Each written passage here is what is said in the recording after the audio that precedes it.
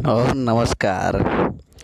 तो दोस्तों, जैसा कि आप यहाँ पर देख पा रहे हैं, अभी टाइमिंग देख सकते हैं। ये देख रहे हैं। अभी जो है रात के 12:30 बजे हैं, मतलब बजने वाले हैं। अभी रिकॉर्डिंग कर रहे हैं। एक्चुअली अभी थोड़ा ज़्यादा मेहनत करना पड़ रहा है आप लोग के ऊपर, क्योंकि अभी आप लोग का एंट्रेंस का टाइम चल रहा है और मैं कोशिश कर रहा हूँ डेली वीडियो देने का।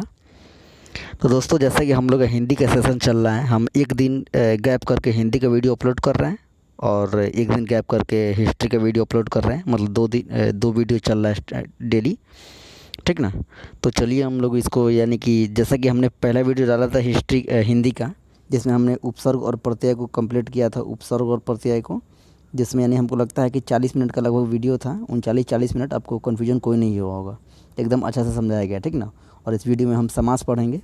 और दोस्तों, समास एक ऐसा, मतलब कैसे ऐसा बताया गया है ताकि एकदम आपको समझ में आ जाएगा अच्छा से, ठीक ना। तो चलिए, जैसा कि आप लोग जानना करते हैं कि हम किस तरह बताते हैं, तो चलिए, जैसे ऑल यूनिवर्सिटी इंट्रांस, ठीक ना। हालांकि अभी जो है मिशन जो है एयू का है, लेकिन बीएचयू का भी इंट्रांस होने वाला है, ठीक ना। मतलब इसी मंथ के लास्ट से बीएचयू का भी इंट्रांस स्टार्ट हो रहा है, तो वो भी आप दे सकते हैं, ठीक ना। और उसमें भी आपका हिंदी जो है 30 मार्क्स का पूछा जाता है, और इलाहाबाद यूनिवर्सिटी में हिंदी जो है 25 मार्क्स का पूछा जाता है, मतलब लैंग्वेज।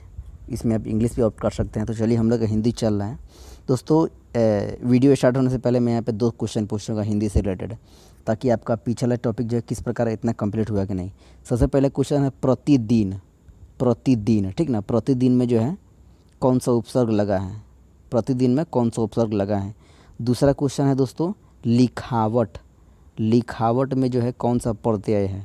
तो एक क्वेश्चन हमने उपसर्ग से पूछा, एक क्वेश्चन प्रत्यय से पूछा। पहला क्वेश्चन है प्रतिदिन में कौन सा उपसर्ग है, दूसरा क्वेश्चन है लिखावट में कौन सा प्रत्यय है, ठीक ना। चलिए, हम लोग का जो टॉपिक उसमें चलते हैं। और दोस्तों, ये जो कुछ लंबा वीडियो जाएगा, ठीक ना, क्योंकि दोस्तों देखिए, लंबा इससे मतलब कोई मतलब नहीं है, ठीक ना। एकदम यानी कि कंटेंट जो है मतलब आपको समझ में आना चाहिए, चाहे वीडियो 5 घंटा का है ना, ठीक ना। हालांकि 5 घंटा का नहीं होगा, तो ये वीडियो 30-32 मिनट का होगा, ठीक ना। तो चलिए शुरू करते हैं आज के एपिसोड, और आप देखते रहिए पीके टॉक यूट्यूब चैनल। और दोस्तों, पता है इसको लिखने में जो है ना, कम से कम नहीं तो यानी मानिए ना, 1.25-2 घंटा लग गया इसको लिखने में, ठीक ना। यानी कि हम जो है मतलब इसको मिनिमाइज़ करते हैं, लूसेंट से ये सब नोट्स बनाए हैं, और आपके सामने जो है अच्छे से अच्छी तरह से रखने का प्रयास करेंगे। और एक दो और कोई हमने सोर्स रखा है, और वहाँ से हमने इसको लिया है, ठीक ना। तो चलिए दोस्तों, एकदम हम अच्छा से समझाने का प्रयास करेंगे समास चैप्टर को। और दोस्तों देखिए, टाइम लगेगा, ठीक ना, 30-32 मिनट टाइम लग जाएगा, लेकिन यही 30-32 मिनट यदि आप टाइम देंगे तो आपका जो क्वेश्चन इसमें गलत नहीं होगा। दोस्तों, मैं कोशिश भी करूँगा, और इस कोशिश क्या होगा भी, लास्ट में 5 मिनट जो है ना, लूसेंट से जो भी क्वेश्चन पूछेगा लूसेंट के अंतर्गत, उसमें हम क्वेश्चन टेस्ट सीरीज भी इसमें लगाएंगे, ठीक ना। तो आप पहले ये थ्योरी पढ़ लीजिए, थ्योरी सेक्शन, और उसके बाद टेस्ट सीरीज आप लगाइएगा और देखिएगा क्या परफॉर्मेंस रहा है। क्वेश्चन कैसे नहीं बनेगा, एकदम बनेगा। चलिए देखिए कैसे नहीं बनता है, एकदम दोस्तों ईजी है, कोई दिक्कत नहीं, एकदम ईजी है। चलिए, सबसे पहले हम देखेंगे समास। कौन चैप्टर पढ़ रहे हैं दोस्तों, हम लोग समास पढ़ रहे हैं। दोस्तों, समास का अर्थ क्या होता है, पहले हम अर्थ समझेंगे, क्योंकि हिंदी अर्थ का चीज़ें है, ठीक ना। तो समास का पहले यानी अर्थ क्या होता है, समास का अर्थ होता है संक्षेपण। और संक्षेपण का अर्थ क्या होता है, बहुत कोई जो इंग्लिश मीडियम वाले होंगे उसको नहीं समझ आ रहा होगा संक्षेपण क्या होता है। संक्षेपण माने छोटा करना, उसको और मिनिमाइज करना, समझ रहे हैं। जैसे मानते हैं कोई बड़ा वर्ड दिया है, उसको हम कोई एक वर्ड बोल सकते हैं, यही होता है संक्षेपण या समास, ठीक ना। तो समास का मतलब ये होता है, जैसे मान लेते हैं कोई बड़ा वर्ड है, 4 राहों का समूह। राह मतलब रास्ता, 4 राहों का समूह, तो उसको हम एक वर्ड में कह देंगे चौराहा। तो इसको हम मतलब मिनिमाइज कर दिए हैं, छोटा कर दिए हैं, मतलब इसको छोटा करके लिखे ना चौराहा, तो यही मतलब यही समासीकरण कहलाएगा। समास हम यही होता है। और अब आपको देखना है कौन समास है, तो चलिए पहले समझिए समास क्या होता है, वो भी हम देखेंगे। देखिए, राजा का पुत्र, ये भी एक मतलब बड़ा सेंटेंस है, इसको हम छोटा करके कैसे लिखेंगे, राजपुत्र। राजपूत लिख देंगे तो इसका मतलब क्या हो जाएगा, राजा का पुत्र। मतलब वही रहेगा, दोनों चीज़ें वही है, ठीक ना। लेकिन आपको इसको मिनिमाइज करके ऐसे लिख देना है, ठीक ना। और देखिए, प्रयोग के लिए शाला। प्रयोग के लिए शाला, इसको हम अर्थात कह सकते हैं प्रयोगशाला।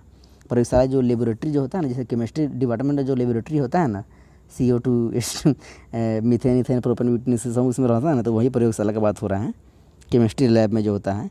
तो प्रयोग के लिए शाला अर्थात प्रयोगशाला, विद्या के लिए आलय अर्थात विद्यालय, ठीक ना। मतलब कहने का मतलब है, जैसे लंबा जो सेंटेंस वगैरह होता है ना, उसको मिनिमाइज करना, छोटा करके जो शब्द लिखना, वही होता है समास, ठीक ना। तो समास ये सब हो गया, समास मतलब संक्षेपण। चलिए देखिए दोस्तों, हम आपको कई बार बता चुके हैं, हम आपको एकदम यूनिवर्सिटी लेवल के यूनिवर्सिटी एंट्रेंस लेवल के लिए पढ़ा रहे हैं, ठीक ना। अब ये नहीं कि मतलब यूपीएससी लेवल का नहीं, आप समझ ही रहे हैं इसका क्या कारण हो सकता है। अब देखिए दोस्तों, समास यानी कि इसके पहले कुछ कम भेद थे, लेकिन वर्तमान में भी 6 भेद है, बस इतना याद रखिए। पहले क्या था, कुछ नहीं, इससे कुछ नहीं पूछता है।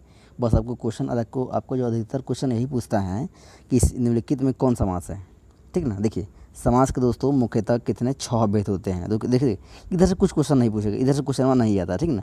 हो सकता है कि रेयर कंडीशन में पूछ देगा समास का अर्थ क्या होता है, तो समास का अर्थ होता है संक्षेपीकरण, मतलब छोटा करना, संक्षेप करना, उसको संक्षेपण करना, ठीक ना। चलिए, समास के कितने भेद होते हैं, समास के 6 भेद होते हैं। कौन कौन, देखिए, द्वंद्व समास, द्विगु समास, बहुब्रीहि समास, कर्मधारय समास, अवयवी भाव समास, तत्पुरुष समास, हुआ ना। चलिए अब हम स्टार्ट करेंगे द्वंद्व समास से। देखिए बहुत लोग स्टार्ट करते हैं तत्पुरुष से, लेकिन हम आपको स्टार्ट करेंगे द्वंद्व से। क्या है, हम दोस्तों आपको एकदम ईजी से जो है ना हाई ले जाएंगे, बात समझ रहे हैं। ईजी से जो है हाई ले जाएंगे, ये नहीं कि मतलब एकदम खिचड़ी नहीं पकाएंगे, ईजी से जो है हाई ले जाएंगे ताकि आपको समझ में अच्छा से आ सके। चलिए अब चलते हैं दोस्तों। देखिए समास पढ़ने से पहले आप 2 वर्ड एकदम ध्यान रखिएगा। एक वर्ड होता है पूर्व पद, एक वर्ड होता है उत्तर पद। इस दोनों पद को आप याद कर लीजिए, मतलब इसका अर्थ क्या होता है बस यही याद कर लीजिए। पूर्व मतलब क्या होता है, पहले का पद, पहले वाला पद जो है पूर्व पद कहलाता है, अब बाद वाला पद जो है उत्तर पद कहलाता है। उदाहरण के लिए देखिए, हम कोई उदाहरण लिखे, प्रतिदिन कोई शब्द लिखे, ठीक है ना, प्रतिदिन कोई शब्द लिखे, तो प्रतिदिन ये 2 है ना, तो प्रति पहले वाला है तो इसको कहेंगे पूर्व पद, और दिन जो है बाद में तो इसको कहेंगे उत्तर पद। कोई दिक्कत है नहीं दोस्तों। देखिए हिंदी इतना इजी है ना, ठीक ना, मतलब नंबर गेन कर पाना जो है, मतलब गेन करना जो है ना, नंबर इसमें उठाना बहुत ही मतलब इजी है। बस आपको देखना है। कौन कहता है हिंदी हार्ड है, एकदम नहीं हार्ड है, हम लोग की मातृभाषा एकदम सरल है। देखिए अब देखिए प्रयोगशाला, तो प्रयोगशाला में 2 वर्ड हैं, प्रयोग और शाला। तो जो पहले वाला है वो उसको पूर्व पद कहेंगे, प्रयोग पहले है तो प्रयोग को हम पूर्व पद कहेंगे, और शाला बाद में है तो इसको हम कहेंगे उत्तर पद। कोई टेंशन है, दिक्कत है नहीं है। देखिए और देखिए, हम लिख दिए विद्यालय, विद्यालय लिख दिए, तो विद्या जो है पूर्व पद है, पूर्व पद कह के पूर्व पद पहले वाला, उत्तर पद बाद वाला। कितना बार बताएं आपको, पूर्व पद पहले वाला, उत्तर पद बाद वाला। विद्या जो है पहले है तो पूर्व पद हो जाएगा, आलय जो है बाद में है तो वो उत्तर पद हो जाएगा। कोई दिक्कत नहीं। कोई भी अगर कन्फ्यूजन हो तो हमने एकदम इसको मतलब दोबारा बताया है, तो आप वीडियो को पीछे कीजिए फिर से देखिए, ठीक ना। चलिए पेज नंबर 2 पर चलते हैं। और दोस्तों चलते हैं हम पहले द्वंद्व समास पर। देखिए दोस्तों, अब देखिए एकदम माइंड को जो है ना एकदम मतलब क्या बोलते हैं, कंसंट्रेट कीजिए। ज़्यादा नहीं दोस्तों, आपका जो है ना अगला 12 से 13 मिनट जो है ना एकदम इसमें एकदम कंसंट्रेट करना है। एकदम अभी सब काम छोड़ दीजिए, एकदम आप इस स्क्रीन पर ध्यान दीजिए। पहला समास है द्वंद्व समास। क्या समास दोस्तों, द्वंद्व समास पहला समास है। जिस समास में दोनों पद प्रधान हो और विग्रह करने पर और, एवं या अथवा पद अथवा लगता हो, द्वंद्व समास कहलाता है। इसको हटाइए, बस इतना आप ध्यान दीजिए कि जैसे कुछ वर्ड दिया रहेगा ना तो उसको आप तोड़िएगा, मतलब विग्रह मतलब तोड़ना, मतलब ये संस्कृत वर्ड कुछ मतलब हार्ड है, ठीक ना, हार्ड वर्ड है, हटाइए इसको। तोड़ना, विग्रह मतलब क्या होता है, तोड़ना। तो उस पद को मतलब उस वर्ड को तोड़ने पर आपको और, एवं, या, अथवा इस शब्द मिलेगा। देखिए जैसे माता और पिता, तब माता और पिता को यानी विग्रह कीजिएगा तब माता और पिता इसे बोलिएगा ना। जैसे मान लेते हैं कहीं लिखा है माता, इसको बोला जाता है पता, हाइपन बोला जाता है, ठीक ना, माता हाइपन पिता, ठीक ना, ये लिखा रहेगा। तो अब इसको क्या बोलते हैं, माता और पिता बोलते हैं ना। कहीं लिखा है सुख दुख, इसको क्या बोलेंगे, सुख और दुख, है कि नहीं। कहीं लिखा है नदी नाले, मतलब नदी और नाले। कहीं लिखा है ऊंच नीच, इसका मतलब ऊंच एवं नीच, या ऊंच या नीच, ऊंच और नीच, इसे होता है ना दोस्तों। यानी कि आपको अधिकतर जो है ना पता है क्या होता है, ये द्वंद्व समास में जो है आपको हलंत लगा, हलंत बोल रहे हैं, ये हाइपन आपको लगा मिलेगा, ठीक ना। जैसे नदी नाले सुख दुख से मिलेगा, तो आपको समझ आइएगा द्वंद्व समास है। मतलब इसमें दोनों शब्द प्रधान है, मतलब इसका भी ये भी प्रधान है, ये भी प्रधान है। बस इससे बोला है था ये भी प्रधान है, ये भी प्रधान है, बस याद रखिए। देखिए दोस्तों अब देखिए, जैसे नदी नाले मतलब नदी और नाले, ऊंच नीच, ऊंच एवं नीच। अब देखिए कुछ शब्द ऐसे होते हैं जिसमें जो है मतलब हाइपन नहीं लगा रहता है, ठीक। जैसे धर्म हाइपन लगा है नहीं, लेकिन आपको यहाँ पर दोस्तों सेंस यूज करना है, सेंस ऑफ ह्यूमर जो आपका जो टैलेंट है अंदर का वो यूज करना है। धर्म इसको तोड़ना है, धर्म और अधर्म इसको तोड़े कि नहीं तोड़ ले, लेकिन इसको तो सिंपली तोड़ सकते थे, ऊंच और नीच, ऊंच एवं नीच, ऊंच या नीच, है कि नहीं। लेकिन दोस्तों यहाँ पर हाइपन तो लगा नहीं, यहाँ पर हाइपन है तब ना तोड़ ले रहे हैं नदी और नाले, लेकिन यहाँ पर दोस्तों हाइपन नहीं लगा, तो आपको माइंड लगाना है। धर्माधर्म। दोस्तों संधि विच्छेद पढ़े हैं? यदि नहीं पढ़े तो अगला वीडियो संधि विच्छेद पर आएगा, ठीक ना, एकदम मतलब उसको उसको भी बताया जाएगा, एकदम टेंशन नहीं लेना है, हिंदी एकदम कूल माइंड से पढ़ना है। धर्माधर्म इसको तोड़ना है, तो धर्म और अधर्म, इसमें और आया कि नहीं आया, मतलब दोनों पद प्रधान होगा, दोनों पद का कुछ ना कुछ अर्थ होगा, ठीक ना। पापा पाप ये क्या लिखे हैं, पापा पाप, इसका मतलब होता है पाप और अपाप। इसको जोड़िएगा ना, पाप और अपाप, इसको तोड़िएगा तो निकलेगा पाप और अपाप। तो ये और आएगा नहीं बीच में। अब देखिए, और देखिए भला बुरा, इसमें हाइपन है, इसका क्या है, भला या बुरा, मतलब या और एवं अथवा ये सब आता रहे बीच में, तो कौन होगा, द्वंद्व समास। दोस्तों हार्ड है नहीं ना, हार्ड है, कैसे बोलते हैं हार्ड है आप। चलिए अब दूसरे बात देखिए दोस्तों, टेंशन मत लीजिए, ये दोनों खत्म हो गया। हम लास्ट में एक बार जो है ना प्रैक्टिस सेट लगाएंगे और देखते हैं कैसे क्वेश्चन सॉल्व नहीं होता, सब क्वेश्चन सॉल्व होगा। दोस्तों देखिए दूसरा जो हम लोग का द्विगु समास है। दोस्तों इसको द्विगु को बढ़िया से पढ़िए तो क्या लगेगा, द्वि द्वि द्वि द्वि द्विगु। द्वि मतलब क्या होता है, दो द्वि रुपया खेसार लाल लगाना है ना। चलिए हटाइए, वो बात का मैटर है। देखिए द्वि द्वि है ना दोस्तों, द्विगु में द्वि है, तो मतलब यानी कि हमको पता है क्या करना है, द्विगु। हाँ देखिए दोस्तों, जैसे यानी कि द्वि मतलब जैसे देखिए जिसमें संख्या का बोध हो वह द्विगु कहलाता है। देखिए दोस्तों, यानी कि किताब आप खोलिएगा ना, लुसेंट या कुछ और कोई और खोलिएगा, तो आपको हो सकता है कुछ इससे हार्ड कोई ये मिले, शब्द मिले, सेंटेंस मिले, इसका परिभाषा मिले, ठीक ना, इसके बारे में मिले। बट हमको दोस्तों यानी एकदम जो है एकदम सिंपल एवं सरल भाषा लिखे हैं, ताकि आपको समझ सके। दोस्तों आप कितना बार कहे, आप यूपीएससी का प्रिपरेशन नहीं कर रहे, यूनिवर्सिटी के कर रहे हैं, आपको कोई मेंस नहीं लिखना है कि एकदम आपको यानी बढ़िया से लिखना है कि नहीं, केवल आपको पहचानना, ऑब्जेक्टिव आंसर सही करना है। इसलिए हम दोस्तों आपको एकदम सरल से सरल लिखने का प्रयास किए हैं। तो जिसमें संख्या का बोध हो उसे द्विगु कहते हैं। जैसे मान लेते कोई उदाहरण लीजिए, दोपहर, इसमें दो आया, दोपहर। त्रिलोचन में तीन आया, मतलब संख्या आएगा, कोई वर्ड ऐसा होगा जिसमें संख्या आएगा। दशानन, 10 है आनंद, मतलब 10 आया इसमें। नवरात्र में 9 आया। चौराहा में 4 आया, चौराहा। तिरंगा में 3 आया। अब देखिए त्रिकोण में 3 आया। पंचमढ़ी में 5 आया, 5। सप्तऋषि में 7 आया, 7 का संस्कृत होता है शब्द। चतुर्भुज में 4 आया। दोस्तों जिसमें यानी कि संख्या का बोध हो, त्रिलोचन दोपहर में 2 आया, त्रिलोचन में 3 आया, दशानन में 10 आया, नवरात्र में 9 आया, है कि नहीं। जिसमें संख्या का बोध हो वो क्या कहलाता है, द्विगु कहलाता है। कोई समस्या एकदम नहीं होना चाहिए दोस्तों। चलिए अब चलते हैं नेक्स्ट पे। अब नेक्स्ट दोस्तों क्या है, बहुब्रीहि है। अब देखिए दोस्तों, बहुब्रीहि समास है, ठीक ना। देखिए दोस्तों हमने दो क्या पढ़ा, द्वंद्व पढ़ा और द्विगु। द्वंद्व मतलब दोनों पद प्रधान है, इसमें और एवं इससे निकलेगा, ठीक ना। और देखिए दिक्कत हो वीडियो पीछे कीजिए, फिर से देखिए, वीडियो ज़्यादा लंबा हो जाता है, फिर दोबारा बताएंगे तो, ठीक ना। अब देखिए तीसरा का है बहुब्रीहि समास। जिस समास को पढ़ने के बाद जो है कोई तीसरा अर्थ निकले, जैसे मतलब कोई समास दिया रहेगा, उसको पढ़ेंगे ना तो उसको कोई तीसरा अर्थ निकलेगा, तो उसको कहेंगे हम बहुब्रीहि समास। दोस्तों देखिए बहुब्रीहि कर्मधारय एक दूसरे समास ऐसा है जो आपको कन्फ्यूजन पैदा करेगा, लेकिन दोस्तों ये सबको पैदा करता है, लेकिन आपको जो है अपना टैलेंट, आप कितना कैसे समझ पाते हैं, आपको यहाँ पर सेंस ऑफ ह्यूमर का जो है यूज करना है, ठीक ना। तो क्या कह रहे हैं, जिस समास को पढ़ने के बाद जो है कोई तीसरा अर्थ निकले, ये हम अपना से लिखे हैं, ठीक ना। जिस समास को पढ़ने के बाद कोई तीसरा अर्थ निकले, कौन अर्थ, तीसरा अर्थ निकले, तो क्या कहेगा, बहुब्रीहि समास। जैसे नीलकंठ है, नीला है कंठ जिसका, अर्थात शिव, मतलब ये तीसरा वर्ड निकला। हम शिव का यहाँ देखिए, नीलकंठ में जो है कहीं भी शिव का चर्चा है नहीं ना है, लेकिन हम लोग अपना एक अंदाज़ा लगाए हैं, मतलब निकाले हैं। एक्चुअली होता है यही अंदाज़ा, क्या नीलकंठ, नीला है कंठ जिसका, तो नीला कंठ किसका होता है, भगवान शिव का होता है। कंठ नीला होता है ना, जहाँ पर सांप जो है मतलब लपेटा रहता है, तो नीलकंठ, नीला है कंठ जिसका अर्थात शिव। तो ये तीसरा वर्ड निकला कि नहीं निकला, तीसरा अर्थ निकला कि नहीं निकला, तो ये तीसरा अर्थ जिसमें निकलेगा वो होगा बहुब्रीहि, है कि नहीं।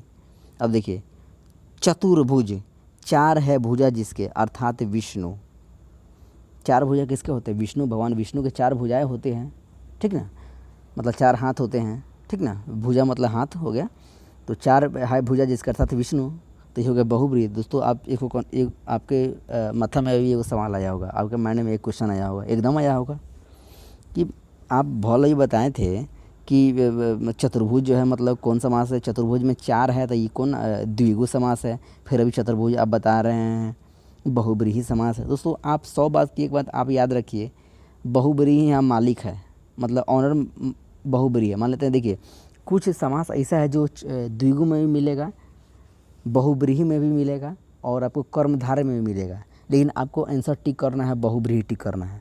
देखिए मान लेते हैं आपको क्वेश्चन आ जाएगा चतुर्भुज कौन सा समास है, तो आपको टिक करना है बहुब्रीहि। अगर मान लेते हैं बहुब्रीहि ऑप्शन में नहीं रहेगा ना, तो आपको मारना है द्विगु, ठीक ना। लेकिन बहुब्रीहि द्विगु दोनों रहेगा तो आपको बहुब्रीहि मारना है। अब बहुब्रीहि नहीं रहेगा, द्विगु रहेगा, तब तो द्विगु आंसर हो ही जाएगा, द्विगु है कि नहीं। लेकिन आपको अगर बहुब्रीहि रहेगा तो बहुब्रीहि मारना है, ठीक ना। अब देखिए एक बार रिवीजन, द्वंद्व समास जिसका यानी कि दोनों पद प्रधान, बीच में आपको और एवं अथवा या इसे मिले, जैसे माता और पिता, सुख और दुख, नदी और नाले, ऊंच नीच, ऊंच या नीच, ऊंच एवं नीच, धर्म और अधर्म, पाप और अपाप, भला या बुरा, है कि नहीं। द्विगु समास जिसमें संख्या का बोध हो, ठीक ना। दोपहर में 2 है, त्रिलोचन में 3 है, दशहरा में 10 है, नवरात्र में 9 है, चौराहा में 4 है, तिरंगा में 3 है, त्रिकोण में 3 है, पंचमढ़ी में 5 है, सप्तऋषि में 7 है, चतुर्भुज में 4 है कि नहीं, ETC इत्यादि, ठीक ना, एक्स्ट्रा। चलिए और बहुब्रीहि में ये जिसका यानी कि पढ़ने के बाद तीसरा कोई अर्थ निकले, जैसे नीलकंठ है, नीला है कंठ जिसका अर्थात शिव, तो शिव तीसरा आया ना, कोई अर्थ निकला ना। चतुर्भुज जिसका 4 भुजा है जिसके अर्थात विष्णु, तो ये हो गया बहुब्रीहि। चतुर्भुज यानी द्विगु भी है, लेकिन जब ऑप्शन में जो है ना द्विगु और बहुब्रीहि दोनों रहेगा तो बहुब्रीहि होगा, क्योंकि मालिक, देखिए अब याद कर लीजिए, मालिक मतलब बहुब्रीहि है, ठीक ना। बहुब्रीहि जो है मालिक है, ऑनर जो है बहुब्रीहि है, ठीक ना।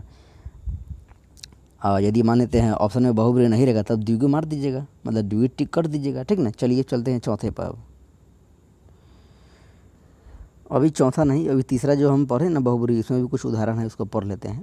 जैसे नील है कंठ जिसका अर्थात शिव, तो शिव तीसरा का अर्थ निकला था बहुब्रीहि है। पीताम्बर, पीला है वस्त्र, देखिए अंबर का मतलब होता है वस्त्र, ठीक ना। अंबर का क्या मतलब होता है वस्त्र, तो पीला है वस्त्र जिसका अर्थात कृष्णा जी का वस्त्र पीला होता है। त्रिलोचन, 3 है लोचन जिसके अर्थात शिव। देखिए दोस्तों आपको एक और कन्फ्यूजन हो गया कि सर अभी आप बताए थे त्रिलोचन में 3 है तो द्विगु हो जाएगा। दोस्तों हम क्या बोले कि यदि त्रिलोचन जो है द्विगु भी है और क्या बोलते हैं अभी बहुब्रीहि भी है, लेकिन दोस्तों देखिए ये जो कन्फ्यूजन दोस्तों है, देखिए दोस्तों आखिर यानी कि पढ़ता सब कोई है। एक बात आप थोड़ा मोटिवेशन के तौर पर लीजिए दोस्तों, पढ़ता सब कोई है। जैसे यूनिवर्सिटी इलाहाबाद यूनिवर्सिटी है, तो आखिर 30-40-50 है उसमें फॉर्म डालाएगा, सिलेक्शन कितना होगा, मतलब जितना सीट है 2-3 है उतना सिलेक्शन होगा। आखिर फॉर्म सब डालता है, लेकिन सब क्या निकल जाता है कि नहीं निकलता है। चाहे कोई जॉबे का हो गया, चाहे UPSC, चाहे कोई भी एग्ज़ाम ले लीजिए, फॉर्म कितना डाला जाता है और निकलता कितना है। लेकिन उसी में जो कोई अच्छा करता है, सभी चीज़ों को ध्यान रखता है, नोट्स बनाता है, उसको एकदम बार पढ़ता है, रिविज़न करता है, पढ़ता है, अच्छी तरह से अपना आउटपुट दे पाता है, वही निकलता है। तो आपको दोस्तों ध्यान सभी जगह देना है। मैंने क्या बोला, त्रिलोचन में 3 है तो द्विगु है। द्विगु कब होगा, जब ये ऑप्शन में बहुब्रीहि नहीं रहेगा, तब बहुब्रीहि मालिक है, बहुब्रीहि जहाँ पर आ जाएगा आंसर फर्स्ट चॉइस सही हो जाएगा। और त्रिलोचन कौन सा समास है, तो मान लेते हैं जैसे कि तो बहुब्रीहि है, ठीक ना। अब बहुब्रीहि ऑप्शन में नहीं रहेगा तो द्विगु है। देखिए क्योंकि दोस्तों त्रिलोचन का अर्थ निकल रहा है, तीसरा अर्थ निकल रहा है। अगर तीसरा अर्थ नहीं निकलता तो हम इसको ये नहीं मानते, क्या बोलते हैं, बहुब्रीहि नहीं मानते, द्विगु मानते, लेकिन इसका अर्थ निकला। अब देखिए जैसे देखिए चौराहा है, चौराहा का कोई तीसरा अर्थ निकल रहा है, 4 राह अर्थात कुछ निकल रहा नहीं निकल रहा है, तो एकदम ओरिजिनल जो है ये द्विगु है। इसमें बहुब्रीहि कोई ये है ही नहीं, मतलब कोई चांस ही नहीं बनता। लेकिन दोस्तों त्रिलोचन में चांस बन रहा है बहुब्रीहि का, किसका तीसरा अर्थ निकल रहा है अर्थात शिव, 3 है लोचन जिसके। तो यहाँ पर दोस्तों आपको सेंस ऑफ ह्यूमर मतलब माइंड लगाना है अपने टैलेंट के हिसाब से कि वहाँ पर हम द्विगु मारेंगे कि बहुब्रीहि मारेंगे। दोनों रहेगा तो बहुब्रीहि मारेंगे और नहीं रहेगा तो द्विगु मार देंगे त्रिलोचन में, ठीक ना। निशाचर, निशा में विचरण करना, विचरण मतलब घूमने वाला, ठीक ना। निशा माने रात, ठीक ना, मतलब रात में चलने वाला। रात में कौन चलता है, रात में कौन दौड़ता है, रात में कौन इधर उधर करता है, राक्षस, ठीक ना। निशाचर, निशा में विचरण करना अर्थात राक्षस, तीसरा अर्थ निकला राक्षस, इसलिए ये हो जाएगा बहुब्रीहि। मृत्युंजय, मृत्यु को जीतने वाला अर्थात शंकर, शंकर कौन है, मृत्यु को जीतने वाला, तो इसका तीसरा अर्थ निकला शंकर, तो बहुब्रीहि है। अब चलते हैं कर्मधारय में। गला जो है ना एकदम यानी कि क्या बताएं, कंटिन्यू बोलते बोलते जो है ना। देखिए अब देखिए दोस्तों, कर्मधारय समय समास, हाँ कर्मधारय समास। देखिए इसमें एक शब्द जो है ना दूसरे शब्द की विशेषता बताएगा। इसमें एक शब्द जो है दोस्तों दूसरे शब्द की विशेषता बताएगा। दोस्तों देखिए आपको जो पता है कन्फ्यूजन किस में होगा, वही द्विगु में होगा, द्विगु समास में, बहुब्रीहि समास में और कर्मधारय समास। इसी से क्वेश्चनवा भी आता है, बात समझ रहे हैं। अब देखिए उसको तो सिलेक्शन लेना है, तो वो सोचेगा कि थोड़ा इस प्रकार का क्वेश्चन डाला जाए ताकि कुछ जो यूनिक लड़के हैं वही उस क्वेश्चन को करें। बात समझ रहे हैं? तो द्विगु, कर्मधारय और बहुब्रीहि में आपको ही कुछ कन्फ्यूजन होगा, लेकिन आपको सब क्लियर कर दिए हैं कि सबका मालिक बहुब्रीहि है, सब रहेगा तो बहुब्रीहि आंसर होगा, ठीक ना।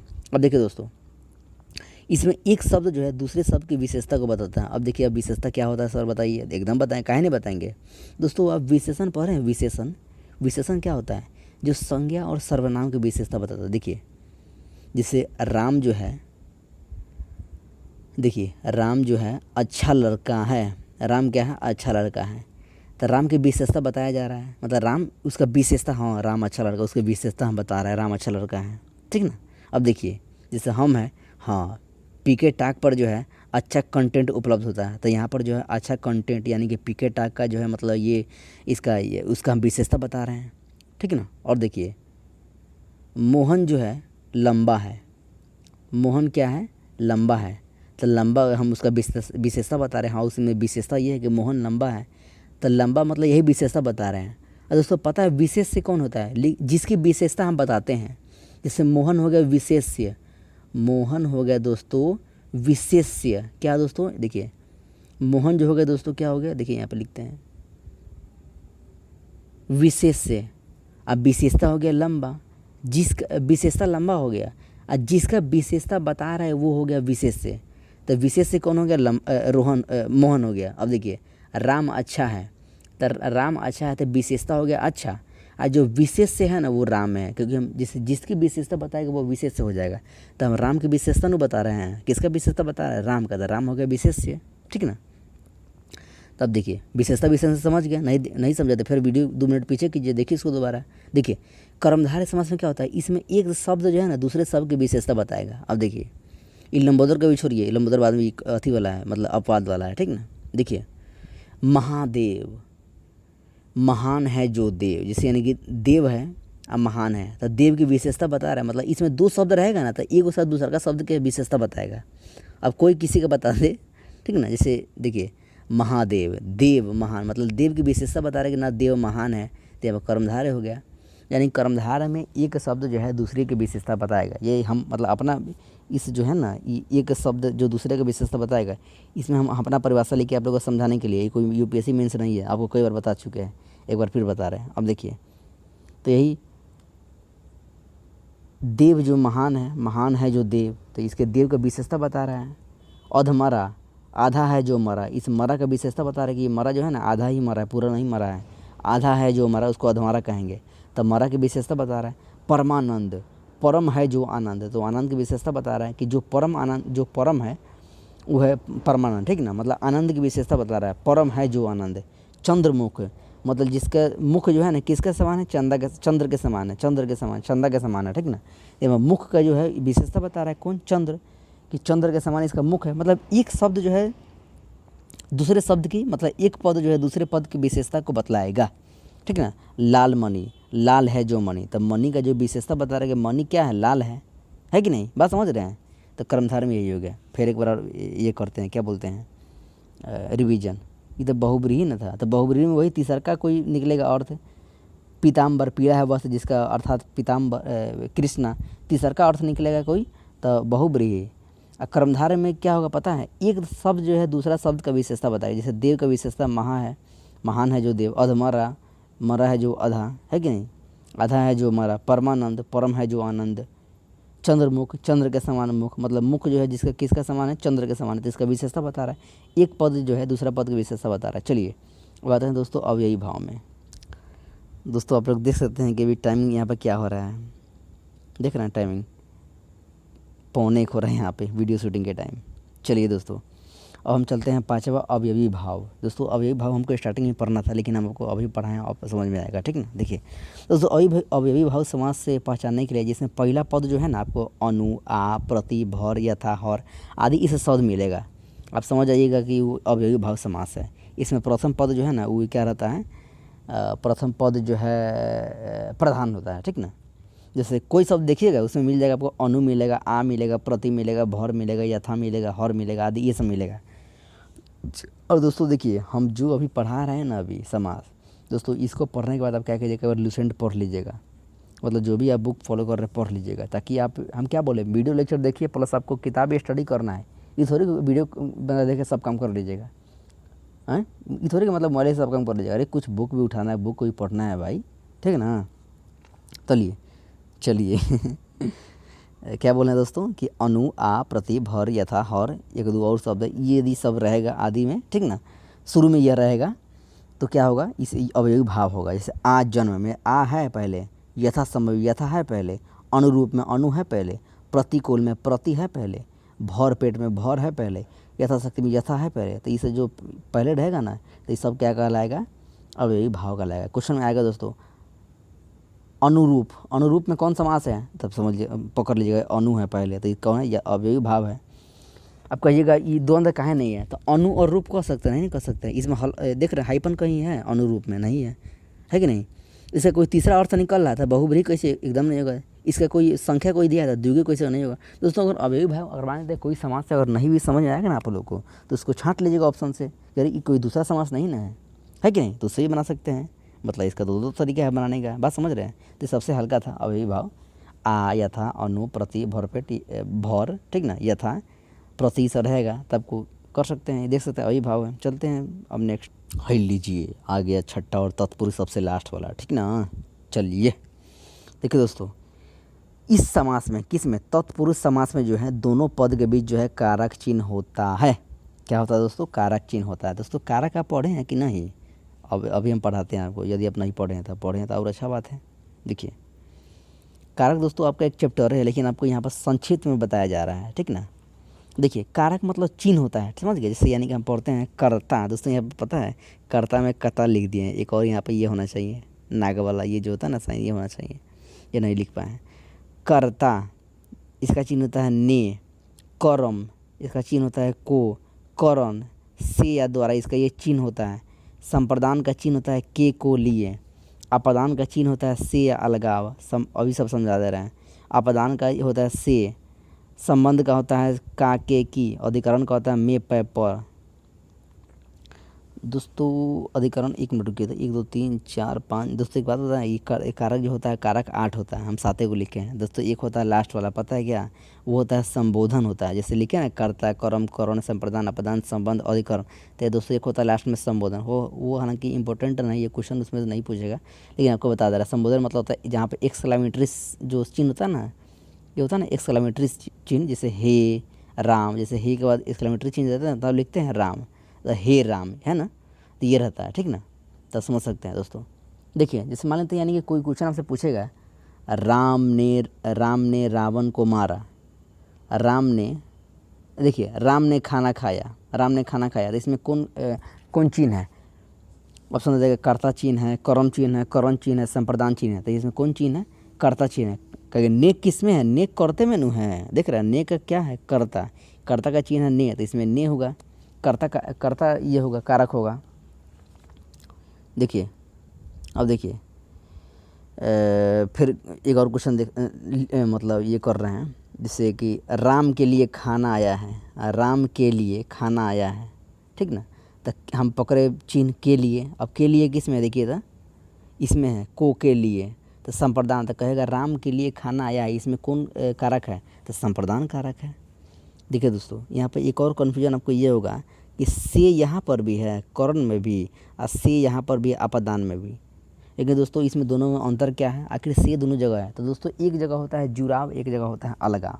जैसे मान लेते हैं वह हाथ से खाना खाता है, तो हाथ से मतलब यहाँ पर जुड़ाव है, तब ना खाना खाता है, हाथ से ना खाना खाएगा। एक और उदाहरण लीजिए कि वृक्ष से जो है पत्ता गिरता है, तो इसमें भी से है, वृक्ष से पत्ता गिरता है, और वह हाथ से खाना खाता है। तो वृक्ष से पत्ता मतलब पत्ता गिर रहा है, मतलब अलगाव हो रहा है, पत्ता गिर रहा है मतलब अलगाव हो रहा है, तो ये हो जाएगा अपदान कारक। इसमें अपदान चिन्ह का प्रयोग किया गया है। हाथ से खाना खाता है मतलब हाथ से वो ऐड करके तब खाना खाता है, तो यहाँ पर हो जाएगा दोस्तों करण कारक, ठीक ना दोस्तों। चलिए हम लोग अभी कर्ता मतलब ये कारक हम इसलिए मतलब थोड़ा देर के लिए बता दिए हैं ताकि आप समास में इसका यूज़ कर सके, हालांकि इसका एकदम बड़ा टॉपिक ये भी पढ़ा जाएगा कभी कभी, ठीक है। देखिए तो तत्पुरुष में क्या कह रहा है, इस समास में जो है दोनों पद के बीच जो है कर्ता कारक का चिन्ह होता है, सॉरी कारक चिन्ह होता है। कौन चिन्ह होता है दोस्तों, कारक चिन्ह होता है, किस में, तत्पुरुष में। देखिए जैसे देखिए राजपूत, राजपूत को आप मतलब तोड़िए तो क्या होगा, राजा का पुत्र। तो का बीच में आया, आया ना। तो का किसके लिए संबंध है, तो मतलब ये कारके चिन्ह है।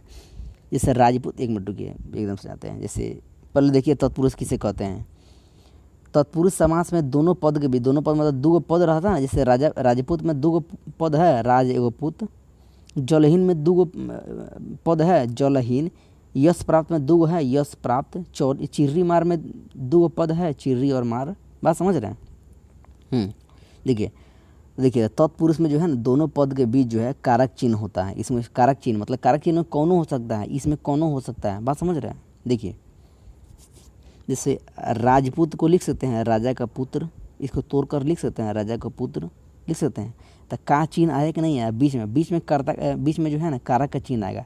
अब का किस में, का यहाँ पर देख रहे हैं संबंध वाला है का, है कि नहीं। तो आया कि नहीं आया, आया ना, ये का वाला आया ना। हाँ, इसमें क्या बोलते हैं कौनो न कौनो जो है कारक चिन्ह आएगा। अब देखिए यहाँ पे देखिए यश प्राप्त, तो इसको हम कैसे तोड़ेंगे दोस्तों, आपको यहाँ पर आना चाहिए तोड़ने। ऐसे मानते हैं ये सब मतलब सेंस ऑफ ह्यूमर है, हो जाएगा आपसे ये उतना मतलब माइंडली सेट होगा। जैसे राजपूत यहाँ पर लिखा है तो आपको राजा से पुत्र लिखेंगे, राजा के लिए पुत्र लिखे नहीं लिखेंगे। आप जब भी लिखेंगे राजा का पुत्र लिखेंगे। आप लिख देंगे कि हाँ राजा में पुत्र नहीं लिखेंगे, आप क्या लिखेंगे राजा का पुत्र लिखेंगे। तो इस सेंस ऑफ ह्यूमर है। अब देखिए दोस्तों दूसरा है यश प्राप्त, मतलब यश को प्राप्त, यश व यश को प्राप्त हुआ, वह यश को प्राप्त हुआ है कि नहीं।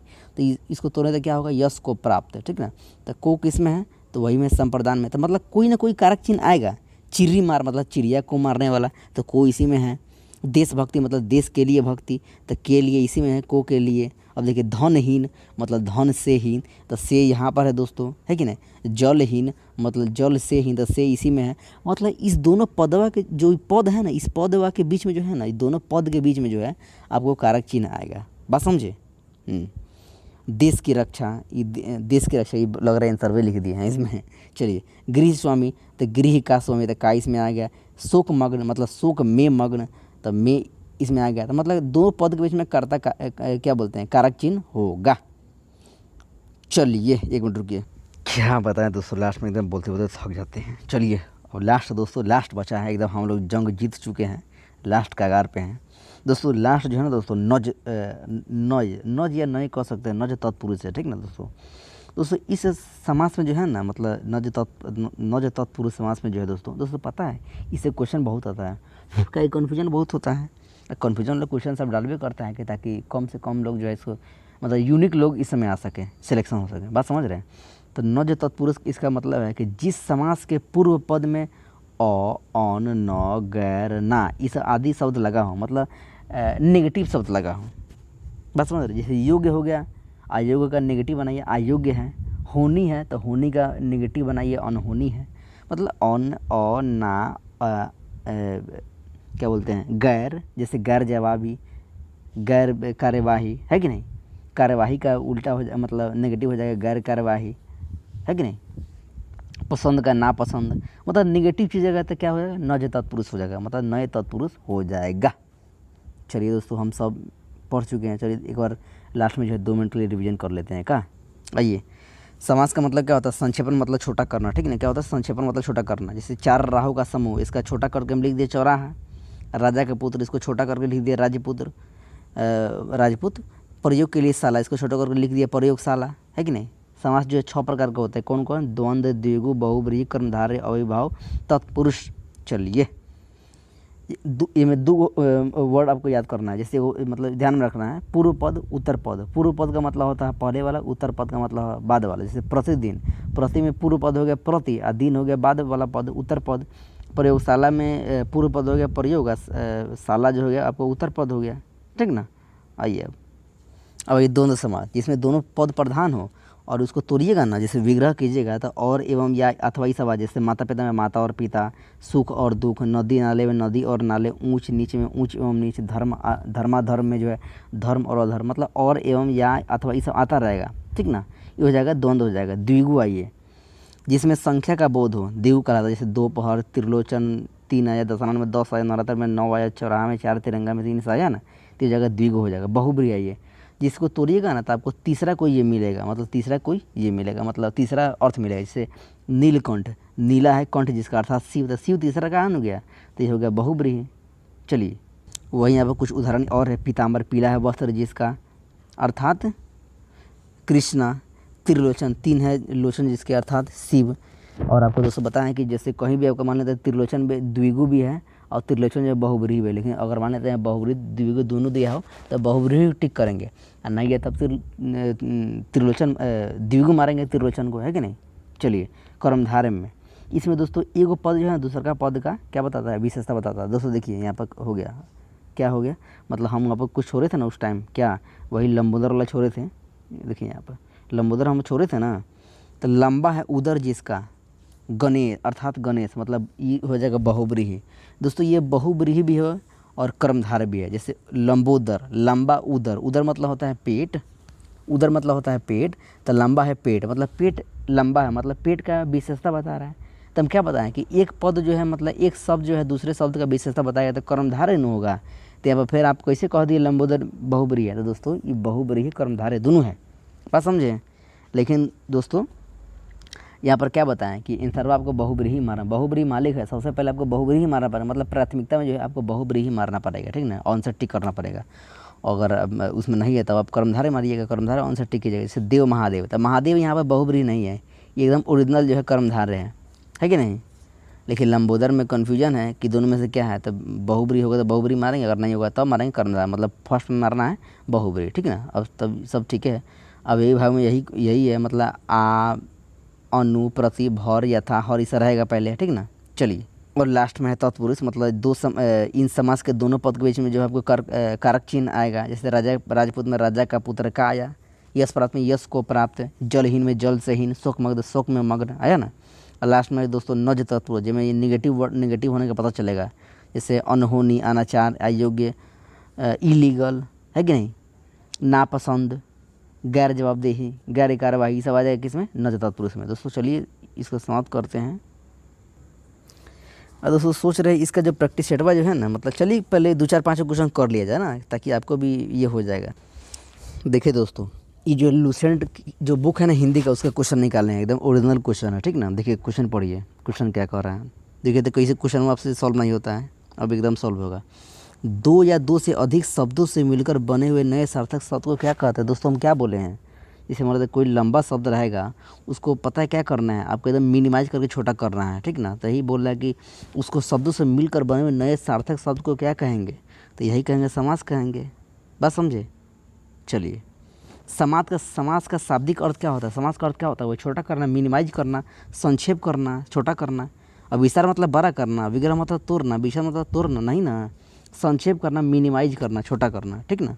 चलिए निम्नलिखित में से कौन सा पद जो है अवयवी भाव समास, अवयवी भाव मतलब समझे, मतलब जिसका कोई शुरू में जो है आ लगा रहेगा, प्रति लगा रहेगा, ठीक ना। और यानी कि मतलब अन लगा रहे मतलब प्रति लगा रहेगा, भर लगा रहेगा, ठीक ना, अनु लगा रहेगा, इसे लगा रहेगा, ठीक ना। देखिए गृहागत, आचार कुशल, कुमारी है, प्रतिदिन है। देखिए क्या होगा, देखिए दोस्तों यानी कि कहने का मतलब, जैसे एक बार सुनिए, एक बार यहाँ पर और कन्फ्यूजन है दोस्तों। जैसे गृहागत में और कुमारी नहीं होगा, यहाँ पर प्रतिदिन में प्रति लगा है, और आचार कुशल में जो है यहाँ पर भी जो है आपको आ लगा है, ठीक ना। तो दोस्तों आप यहाँ पर थोड़ा कन्फ्यूजन हो सकता है कि सर आप बताए थे कि मतलब आ भी हो सकता है। दोस्तों यहाँ पर आंसर हुआ आ नहीं होगा, ठीक ना, प्रतिदिन होगा। बताते हैं क्या है। देखिए दोस्तों इस मान लेते कोई भी आप चीज़ तोड़िएगा तो उसका कुछ ना कुछ अर्थ निकलना चाहिए ना। जैसे मान लेते यहाँ पर आप तोड़ रहे हैं प्रतिदिन को, तो प्रति जोड़ दिन, है कि नहीं, तो प्रति यहाँ पर लगा है, तो इसमें इसका आंसर तो यही होगा, अब यही भाव होगा, ठीक ना। लेकिन इसको तोड़ेंगे तो आंसर मतलब कुछ मतलब निकल रहा है, प्रति जोड़ दिन का मतलब निकल रहा है। लेकिन यहाँ पर क्या है, जैसे तोड़िएगा आ जोड़ चार कुशल, तो क्या होता है, इसका कुछ मतलब होता है, आ जोड़ चार कुशल कुछ मतलब होता नहीं होता दोस्तों। जिसे आप यहाँ पर तोड़ने पर जो इसका सही नहीं आ रहा है एकदम, यानी तोड़ने पर सार्थक बनना चाहिए, मिलाने पर सार्थक बनना चाहिए, बात समझ रहे हैं। ये हो गया। चलिए तो क्या आंसर हो जाएगा, प्रतिदिन, प्रति शुरू में है तो प्रतिदिन हो जाएगा। 4 नंबर यहाँ है ना। अब देखिए जिस समास में उत्तर पद प्रधान हो के साथ ही साथ पूर्व पद, यहाँ पर कट चुका है, यहाँ पर थोड़ा, पूर्व पद तथा उत्तर पद में विशेषण विशेष्य का संबंध हो, उसे क्या कहते हैं दोस्तों। याद है यार, कि एक पद जो है दूसरा की विशेषता बताता है। महादेव, देव की विशेषता बताया है कि नहीं। और देखिए क्या कुछ याद आया, लंबोदर, उदर का विशेषता बताया लंबा है कि नहीं, कुछ याद आया। अरे कर्मधारय समास होगा जी। कर्मधारय में मतलब एक पद जो है दूसरा का विशेषता बताता था, तो विशेषण विशेषण का वहाँ पर संबंध है। कैसे क्वेश्चन में नहीं सॉल्व होगा बताइए, क्वेश्चन एकदम सॉल्व होगा है कि नहीं। अब देखिए दोस्तों यहाँ पर आ गया, अब आपको टिक करना है।